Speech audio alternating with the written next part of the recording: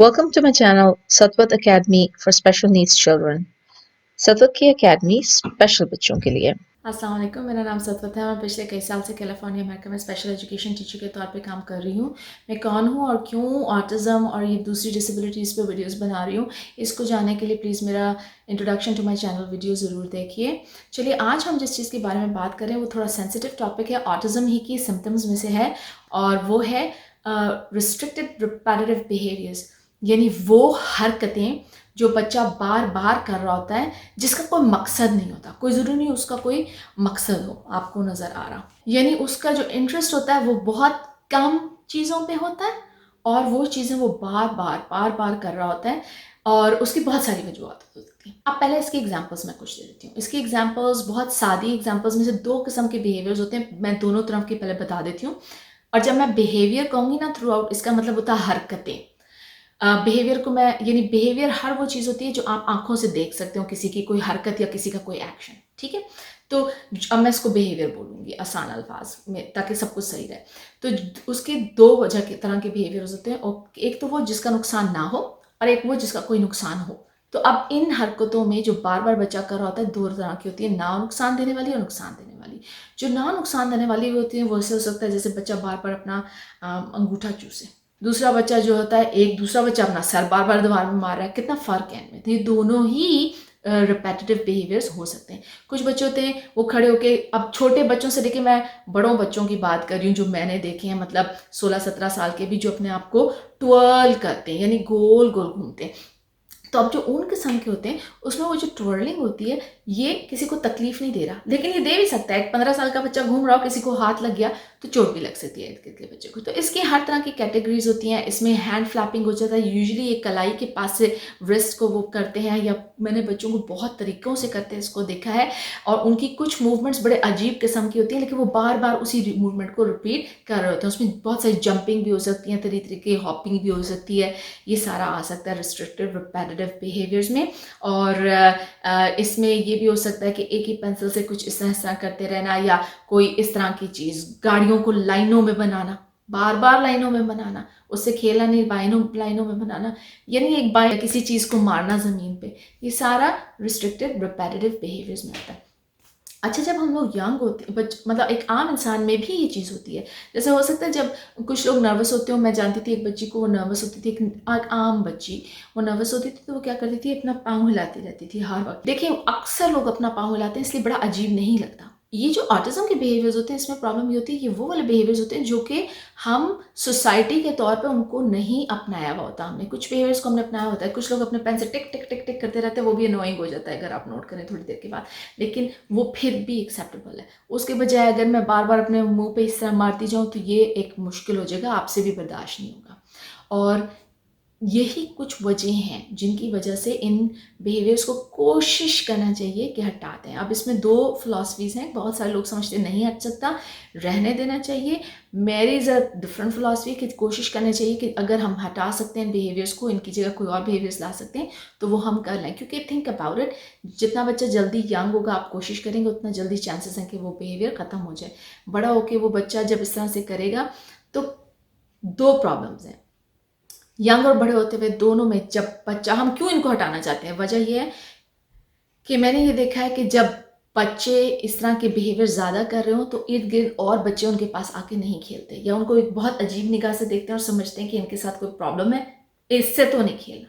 इसके बजाय वही बच्चे जिनको मेरी क्लास में ऑटिज्म है या कोई और डिसेबिलिटी है या रही है, उनके पास जिनमें ये बिहेवियर्स नहीं है, उनको मैंने खेलते हुए भी देखा है दूसरे बच्चों के साथ, या उनके साथ घूमते देखा है या करीब से आते जाते देखा है, और तवज्जो नहीं मिलती उनको, क्योंकि वो सब ऐसे ही लगता है बिल्कुल ठीक है। मतलब अगर उसके बजाय एक बच्चा हैंड फ्लैपिंग करता जा रहा है या सर यूं यूं मारता जा रहा है, यूं यूं काटता हुआ जा रहा है बार बार, तो वो कितना अजीब लगेगा, और ज़ाहिर है कोई बच्चा उससे इंटरेक्ट नहीं करेगा। दूसरा, अगर आप नोट करें, अगर आपने बेबी सिटर्स रखे हुए या इस तरह का कुछ है, वो लोग भी नहीं पसंद करते ज़्यादा ऐसे बच्चों के साथ इंटरेक्ट करना, क्योंकि वो भी घबरा जाते हैं। बड़े होते हैं, उन्हें भी नहीं समझ आता कि इन बिहेवियर्स को हम किस तरह हैंडल करेंगे। मतलब मुझे याद है कि हमने एक बच्ची थी, उसके मुतालिक किसी से कहा था कि अगर आप इसको 1-2 घंटे को रख सकें, उन्होंने साफ इनकार कर दिया था कि नहीं, सॉरी, ठीक है।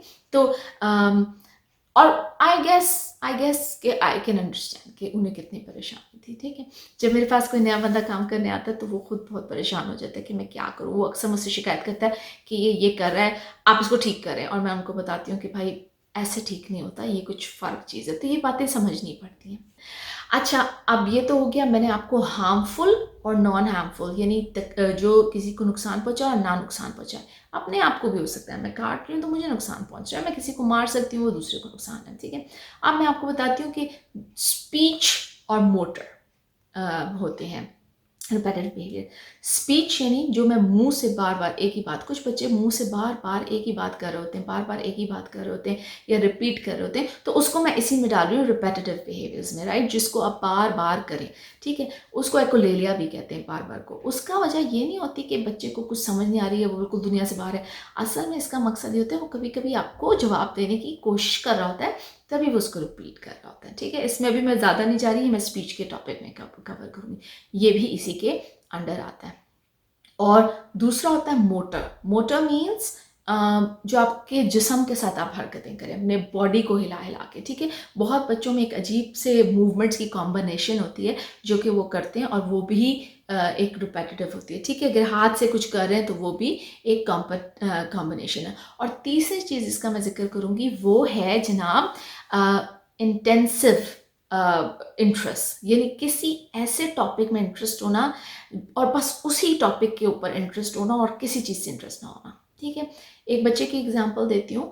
مثلا اس کو سائنس میں بہت انٹرسٹ تھا, اور وہ ایکچولی پہلے زمانے میں اس کو اسپرگس کہہ سکتے تھے, اب آٹزم ہی میں آتا ہے. تو اس بچے کو یہ تھا کہ سائنس میں انٹرسٹ تھا, اور وہ بچہ بہت ایٹماسفیئر کی لیئرز اور مطلب ہوا کی جتنی سطح ہیں وہ سارا کچھ وہ کر رہا تھا.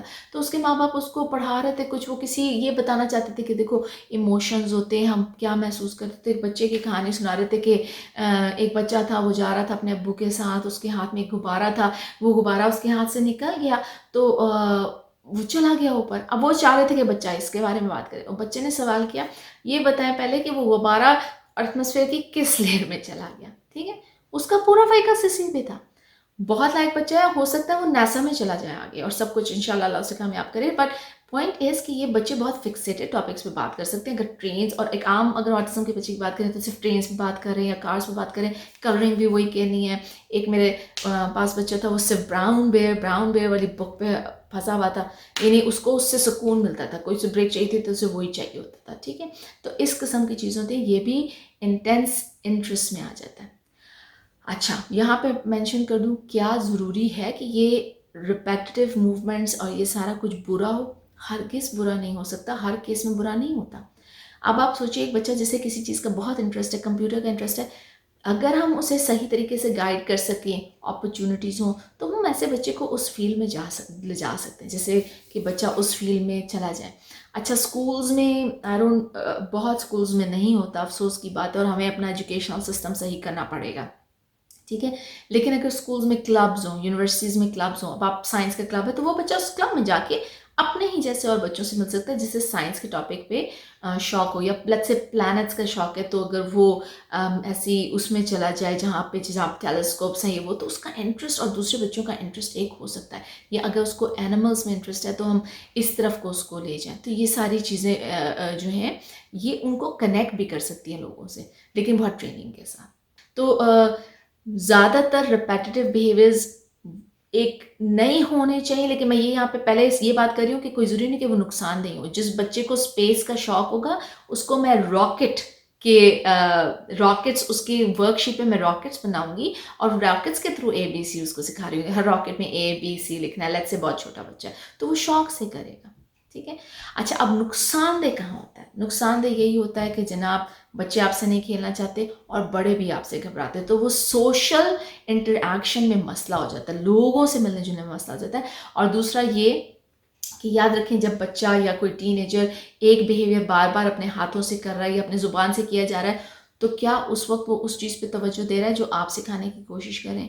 میرا مطلب ہے اگر آپ اس کو میتھ سکھا رہے ہیں کچھ اور وہ یوں کر رہا ہے, اس کا فوکس چاہے جو بھی وجہ, ابھی میں وجہ کی بات نہیں کر رہی, وہ اس چیز پہ ہے, تو یہ جو ہوتے ہیں بیہیویئرز دے انٹرپٹ لرننگ, ٹھیک ہے، اس کو لرننگ کو روکتے ہیں اور لرننگ کے اور اس کے درمیان میں آ جاتے ہیں. جب یہ بیہیویئر ذرا کم ہوتے ہیں تو بچے کی لرننگ بڑھ جاتی ہے یوزلی کلاس روم میں. یہ میرا اپنا ایکسپیرینس ہے جو میں آپ کو شیئر کر رہی ہوں. تو اس لیے بھی یہ تھوڑے غلط ہوتے ہیں، اسی لیے ہم ان کو غلط نہیں کہہ رہی، سوری، میرا مطلب ہے کہ یہ تھوڑا سا ہم کوشش کرتے ہیں کہ ان اپروپریٹ ہوتے ہیں تو ہم ان کو ہٹائیں تاکہ صحیح طریقے سے. اگر بچہ تھوڑے سے ایسے ایسے کھیلتا رہے گا ساری زندگی تو اسے صحیح طرح سے کھیلنا بھی نہیں آئے گا. اگر ایک بچہ اسے بار بار سلائڈ پہ مطلب اس کے پاس ایک ریمپ ہے اور اس پہ سے وہ گاڑی بار بار 15 20 40 50 دفعہ کیے جا رہا ہے، اسے یہ نہیں غور ہو رہا کہ وہیں پہ ایک چھوٹا سا گراج بھی بنا ہوا ہے، وہیں پہ چھوٹے سے ٹوائے پیپل بھی ہیں جو اس گاڑی میں بیٹھ سکتے ہیں. تو یہ والی چیزیں جو ہیں وہ اس سے وہ رک جاتا ہے. اچھا، آپ بات کر لیتے ہیں سینسری پہ کہ بیہیویئرس کا ایک وجہ کیا اور ہوتی ہے. ایک تو یہ ہوتی ہے کہ بچے ہو سکتا ہے آپ سے کمیونیکیٹ کرنے کی کوشش کر رہے ہو. اب یہ اسپیچ کا آ گیا کہ کوئی وہ بار بار ریپیٹ کر رہے ہیں. اگر آپ نے کہا وٹ ڈو یو وانٹ تو کہے گا یو وانٹ، تو اس نے اپنی طرف سے جواب دینے کی کوشش کی. اس کا مطلب ہے اس نے سنا، ٹھیک ہے، منہ سے بھی بول سکتا ہے. مسئلہ کہاں ہو رہا ہے؟ کہیں پروسیسنگ میں ہو رہا ہے. جو آپ نے جملہ بولا ہے ہو سکتا ہے اس کو سمجھنے میں، اس کا میننگ انٹرپریٹ کرنے میں مسئلہ ہو رہا ہو اس کو دماغ کے اندر، لیکن وہ آپ سے کمیونیکیٹ کرنے کی کوشش کر رہا ہے، اس نے فوراً آپ کو جواب دے دیا یو وانٹ. اس میں گڑبڑ کیا آتی ہے؟ کبھی کبھی آپ کہیں کہ سیریل چاہیے یا یو وانٹ سیریل اور بسکٹس، سیریل چاہیے یا بسکٹ چاہیے، تو بچے نے فوراً جو آخری چیز سنی ہوتی ہے بسکٹ چاہیے. اگر وہ صرف اتنا ہی ریپیٹ کر سکتا ہے آپ ہر دفعہ سمجھیں گے او ایسے تو یہی چیز چاہیے. اس لیے کوشش کیجیے جب ان بچوں کے ساتھ اس طرح کام کریں تو ان کے ساتھ مکس کر کے آپ ان دیں، یا اس سے بہتر ہے آپ انہیں تصویریں دکھا دیں. سیریل بسکٹ، اس میں انہیں کوئی گڑبڑ نہیں ہوگی. ٹھیک ہے، یہ بہت امپورٹنٹ چیز ہے. تو اب یہ بات کرتے ہیں کہ جناب کو کون سی تھراپیز ہیں. ان تھراپیز کو میں ایکسپلین نہیں کروں گی، بہت لمبی ویڈیو ہو جائے گی، لیکن 2 چیزیں ہیں. ایک کہتے ہیں کہ ارلی انٹرونشن، جتنا جلدی آپ بچے پہ کام کرنا شروع ہوں گے. وہ 15 سال یہ نہیں کہ 10 سے 7-8 سال وہ غلط بیہیویئر کرتا رہا، اس کے بعد اچانک آپ نے کیا. میں نے ایسے بچے دیکھے ہیں جن کے پیرنٹس میرے پاس آ کے کہتے ہیں کہ جی یہ 17-18 سال کا ہے، میں یہ حرکت بہت زیادہ کرتا ہے، میں کیا کروں. تو 17-18 سال کے بچے کے لیے خاص طور پہ جب ریسورسز بھی نہ ہو، معاشرے میں وہ مدد بھی نہ ہو جو ایک ماں باپ کو چاہیے ہوتی ہے کہ کوئی ان کو سکھا سکے، وہ کر سکے، تو اس پوائنٹ پہ بہت مشکل ہو جاتا ہے. اور صرف 1 دفعہ میں 2 دفعہ میں ملنے سے بچے کے کچھ نہیں ہوتا ہے، کیونکہ اگر بچہ صحیح ہے اور میرے سامنے وہ حرکت نہیں کر رہا تو پھر تو اور ہی مشکل ہو جاتا ہے. تو یہ ہے، تو اتنے بڑے بچے تک کا نہ ویٹ کریں. جب وہ چھوٹا ہے کوشش کریں اسی وقت. جیسے میں نے آپ کو بتایا میری کلاس میں کچھ بچے جب ٹیسٹ دیتے ہیں تو انہیں کمپیوٹر پہ بار بار ہاتھ مارنے کی عادت ہوتی ہے. کچھ بچوں کو ہوتا ہے ان کا ہاتھ قابو نہیں آتا تو وہ مارتے ہیں چیزوں کو، ٹھیک ہے، ٹچ کرنے کی عادت ہوتی ہے.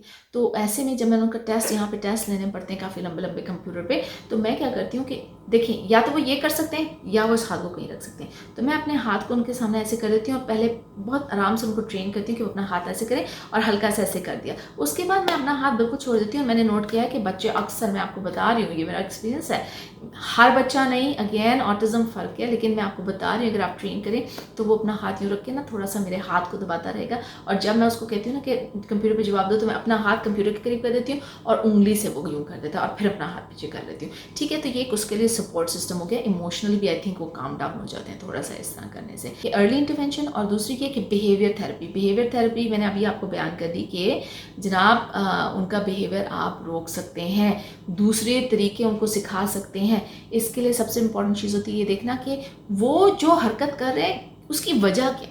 لیٹس سے اس کو کانوں سے بہت شور سنائی دے رہا ہے، ٹھیک ہے نا، تو وہ کہتا ہے کہ میں اس شور کو تو بلاک کروں نا، 10 قسم کا جو شور میرے کان میں پڑ رہا ہے تو میں ایسے ایسے ایسے ایسے کرتا رہوں گا، ایسے ایسے ایسے، تو مجھے صرف یہی آواز تنگ کر رہی ہے نا، وہ جو باقی اور آوازیں آ رہی ہیں وہ تو نہیں نا تنگ کر رہی. یا میں یا کوئی بھی ریپیٹیو ساؤنڈ بولوں گا یا بار بار ریپیٹ کروں گا تو مجھے صرف وہی سنائی دے رہا ہے نا، مجھے وہ تو نہیں. یا میں کوئی ایک سانگ بار بار کرتا رہوں گا تو یہ وجہ ہو سکتی ہے. تو اس کے لیے آپ کو یہ ڈھونڈنا پڑے گا. بیہیویئر تھراپسٹ میں پھر ڈھونڈتے کہ ایسی اور کیا چیز کی جائے کہ اس بچے کو پھر یہ کرنے کی ضرورت نہ پڑے. اس کے علاوہ جیسے کبھی ہیڈ فونس بھی ان کو رکھنا سکھا دیتے ہیں. ریزن کیا ہے، کن وجہوں سے یہ بچے یہ بیہیویئرس کرتے ہیں؟ ہو سکتا ہے وہی سینسز کی میں جو بات کر رہی ہوں کہ اتنی زیادہ سینسز ان کے اوپر ہوتی ہیں، اتنا زیادہ افیکٹ ہوتا ہے کہ وہ یہ بار بار بیہیویئرس کرتے ہیں اپنے آپ کو کام ڈاؤن کرنے کے لیے. ایک بچہ ایک کہیں نئی جگہ آپ اسے لے گئے ہیں تو وہ جو ہے بچہ پھر کہتا ہے کہ اس میں اتنا زیادہ ہے، میرے لیے ٹو مچ ہے، تو میں اس طرح کا بیہیویئر کر لوں. ٹھیک ہے. دوسرا، بچے اپنے ایموشنز آپ کو اس سے بتاتے ہیں. وہ میں اس لیے کہہ رہی ہوں کیونکہ تھنک اباؤٹ اٹ، وہ منہ سے آپ کو نہیں بتا سکتے. آٹزم میں اکثر بچے بول نہیں سکتے تو اپنے حرکتوں سے بتاتے، بار بار ریپیٹ کرتے ہیں. تو اپنی خوشی، جیسے ایسے ہینڈ فلیپنگ سے اپنی خوشی بھی بتا سکتے ہیں، ایکسائٹمنٹ بھی بتا سکتے ہیں. اور دوسرا وہ کہ وہ فرسٹریٹڈ ہیں اور غصے میں یا ناراض ہیں، جیسے وہ ہیڈ بینگنگ کے کیس میں جب بہت زیادہ ہو جاتا ہے تو وہ پھر اس طرح بھی کرتے ہیں. تو یہ ایک ان کا کمیونیکیشن کا طریقہ ہے اپنے آپ کو کام ڈاؤن کرنے کا. اچھا جو کام ڈاؤن ہے اس میں ایک ورڈ کہتے ہیں اسٹیمنگ, لیکن اکثر لوگ اس سے بلیو نہیں کرتے کیونکہ اسٹیمنگ کا مطلب ہوتا ہے سیلف ریگولیٹری بیہیویئرز, یعنی اپنے آپ کو خود سے ریلیکس کرنا. لیکن جب آپ یہ کہہ دو ہر بیہیویئر کو تو پھر ایسا لگتا ہے کہ ہر بیہیویئر اسی لیے, حالانکہ میں نے آپ سے پہلے ہی کہا ہے کہ ہر بیہیویئر کی وجہ یہ نہیں ہوتی, آپ کو ریلی سوچنا پڑتا ہے کہ ایسے یہ کیوں کر رہا ہے. یہ بھی میں نے سنا ہے کہ جب بچہ بڑا ہوتا ہے اور اپنے آپ سے اس کی کمیونیکیشن تھوڑی بہتر ہو جاتی ہے تو یہ بیہیویئرس کم ہو جاتے ہیں, اور میں نے اپنی کلاس میں یہ ہوتے بالکل دیکھا ہے.